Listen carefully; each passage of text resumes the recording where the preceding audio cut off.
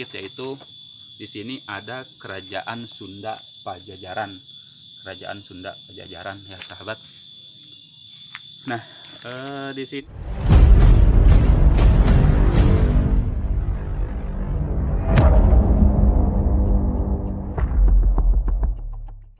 ya. Assalamualaikum warahmatullahi wabarakatuh. Sampurasun, mugia rahayu sagung dumadi. Berjumpa kembali sahabat Hadi dalam acara obrah, yaitu obrolan sejarah ya. Semoga sahabat Hadi Channel Official dimanapun berada tetap dalam keadaan sehat walafiat ya. Oke, kali ini saya berada di Galuh ya, yaitu Kabupaten Ciamis. Dalam acara obrah kali ini saya akan membawakan ataupun membacakan ya. Saya mempunyai sebuah buku nih. Di sini adalah ada sejarah Banten. Buku ini adalah sejarah Banten. Ya, sebagai penyusunnya yaitu Dr. Andes Yosef Iskandar ya dan kawan-kawan.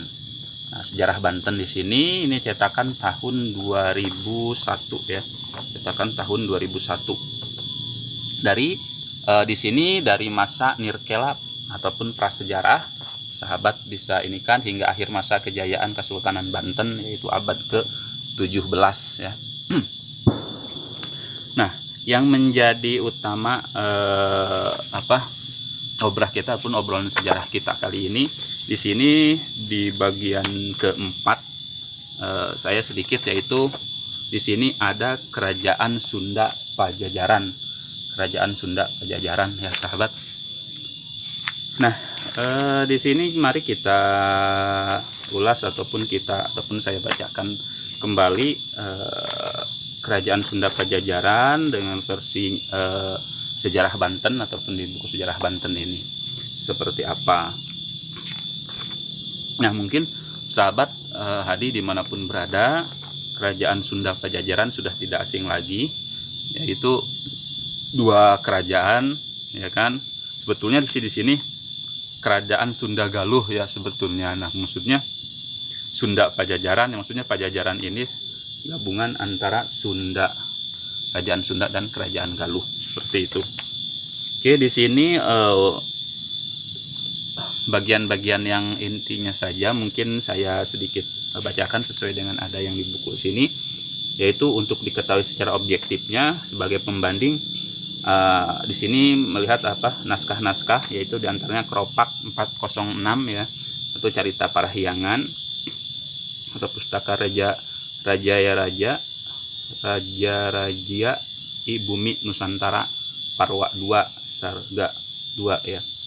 Nah, mungkin di sini sepeninggalnya Mahaprabu Niskala Wastu Kencana sekitar tahun 1475 Masehi, kawasan bekas Tarumanegara kembali terbagi dua di antara dua putra mahkota pewaris kerajaan Sunda pada waktu itu, yaitu Sang Haliwungan atau putra sulung dari Dewi Sarkati, putrinya Susuk Lampung atau Sumatera Selatan, diwarisi wilayah barat dengan batas Sungai Citarum dengan nama yang tetap sama, yaitu Kerajaan Sunda. Sang Haliwungan menjadi penguasa Kerajaan Sunda. Nah, di sini yang dikatakan tadi itu Sang Haliwungan menjadi penguasa Kerajaan Sunda dengan nama atau nobat Prabu Susuk Tunggal. Nah, Prabu Susuk Tunggal ini dengan pusat pemerintahannya di Pakuan Bogor. Nah, Prabu Susuk Tunggal ini adalah yang nantinya buahnya ya Prabu Siliwangi, yang nantinya itu Sri Baduga Maharaja atau Prabu Siliwangi menikah dengan Nyi Kentring Manik Mayang Sunda seperti itu.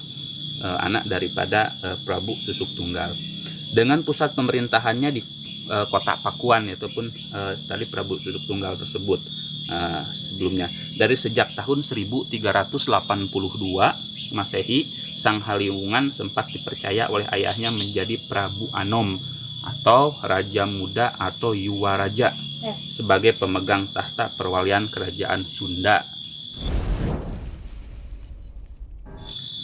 Ya, tadi Sang Haliwungan itu menjadi Prabu Anom ataupun Raja Muda atau Yuwaraja ya. sebagai pemegang tahta perwalian kerajaan Sunda yang berpusat di Pakuan, atau Prabu Susuk Tunggal atau dikenal dengan Sang Haliwungan.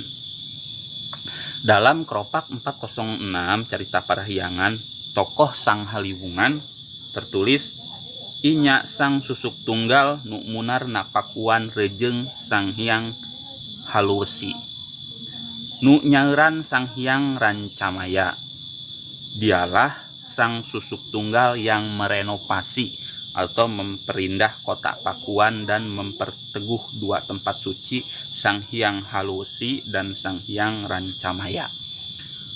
Mengenai tempat suci Sang Hyang Rancamaya yang terletak di Bukit Badigul. Bukit Badigul daerah Bogor ya sahabat. Sempat menjadi sengketa nih yang menghebohkan. Kini Sang Hyang Rancamaya dan Bukit Badigulnya atau tempat diprabukannya jenazah raja-raja Sunda sirna tanpa bekas sudah berubah menjadi perumahan mewah Rancamaya.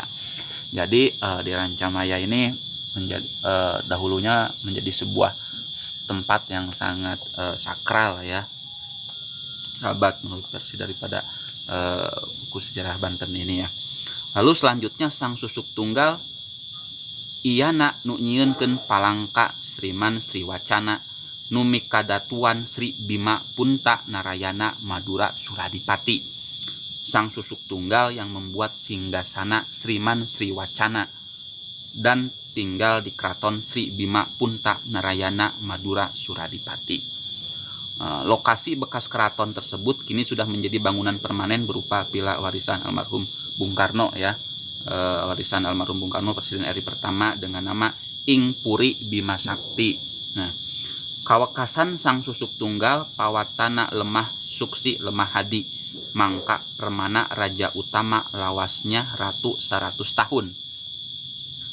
Peninggalan warisan Sang Susuk Tunggal adalah tanah yang suci dan tanah baik subur sebagai tanda keutamaan raja. Lamanya menjadi raja 100 tahun dari tahun 1382 sampai tahun 1482 ya Masehi ya.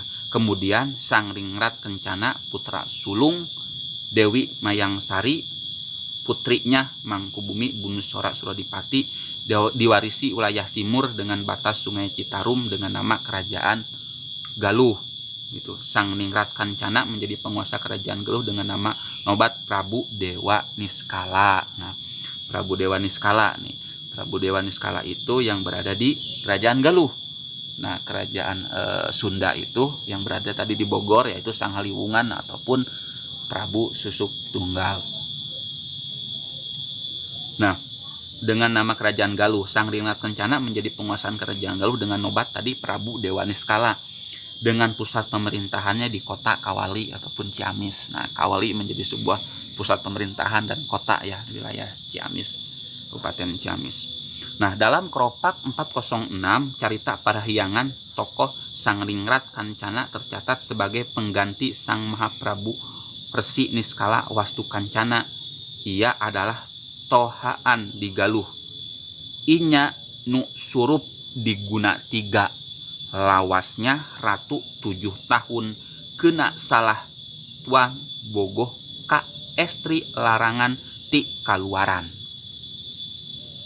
Yang dipertuaan di Galuh dia yang dipusarkan di guna 3. Lamanya menjadi raja hanya 7 tahun 1475 sampai 1482 Masehi akibat salah perilaku memperistri perempuan larang dari luar. Adapun yang menjadi latar belakang peristiwa hingga Prabu Dewa Niskala memperistri estri larangan ti kaluaran adalah akibat terjadinya perubahan politik di Jawa Tengah dan Jawa Timur pada saat itu. Dalam tahun 1473 Masehi, Raden Patah dihadiahi tanah di Demak oleh ayahnya, yaitu Prabu Kertabumi atau Brawijaya V. Ibu kandung Raden Patah adalah Siu Banci, putri Syekh Bentong atau Tan Guahat, seorang ulama Cina mazhab Hanafi, murid daripada Sunan Ampel. Siu Banci mengembara ke Palembang akibat perceraian dengan suaminya, Prabu Kertabumi. Di Palembang, Siu Banci diperistri oleh Arya Damar, seorang bupati Majapahit yang ditempatkan di Palembang dari ibunya Raden Patah mendapat nama Jinbun. Jadi Raden Patah dapat nama dari ibunya itu namanya Jinbun ya.